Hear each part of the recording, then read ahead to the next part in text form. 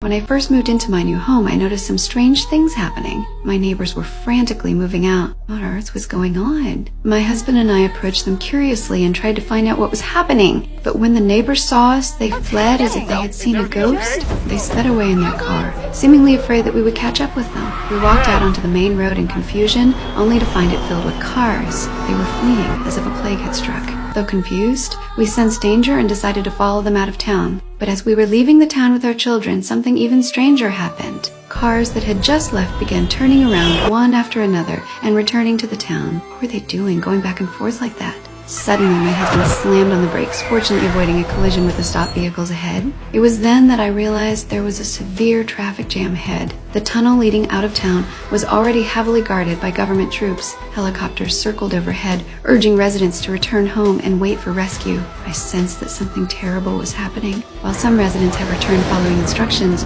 we remained in a state of uncertainty. Just then, a rock fell from the sky and hit the car's hood. When I looked up, I could feel the entire mountain range trembling. Loose rocks began to pour down. Suddenly, fighter jets screeched overhead, causing even greater panic among the residents. I don't know why these military planes appeared in the quiet town. Without any warning, the planes dropped countless incendiary bombs on our homes. The entire residential area was instantly engulfed in flames. If we didn't escape in time, we would have been reduced to ashes. This scares me more and more. In the chaos, I realized that the two fighter jets were turning around and heading toward the crowd. This sparked a primal instinct for survival, and people began fleeing in all directions. After quick thinking, I took my husband and children away from the chaos and climbed a nearby hill. As we fled, a bomb was dropped into the crowd below. I had to speed up our escape. Soon, we found an underground shelter in an old school on the hill.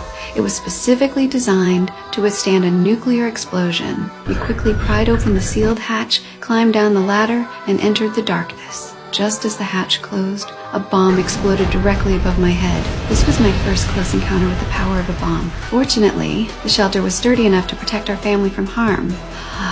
I breathed a sigh of relief. We were safe, but we didn't know how long we would have to hide. Fortunately, my husband found supplies stored here, and judging by the quantity, they should last us several months. We secured the manhole cover tightly, and so we became permanent residents of the shelter. Appetizing canned food was our daily sustenance, and the creaky old well provided us with water. My husband would play cards with our daughter to pass the time, but she longed for the world outside the shelter. To cheer her up, I made a simple telescope for her. She peered through the ventilation shaft's crack and saw a scene of utter stillness and desolation. It seemed that only the three of us were left in the world. From then on, my daughter completely gave up the idea of going outside. Every day, she would use a knife to carve a mark on the wall until the entire wall was covered. But one day, it seemed as though some unknown object was knocking on the well cover.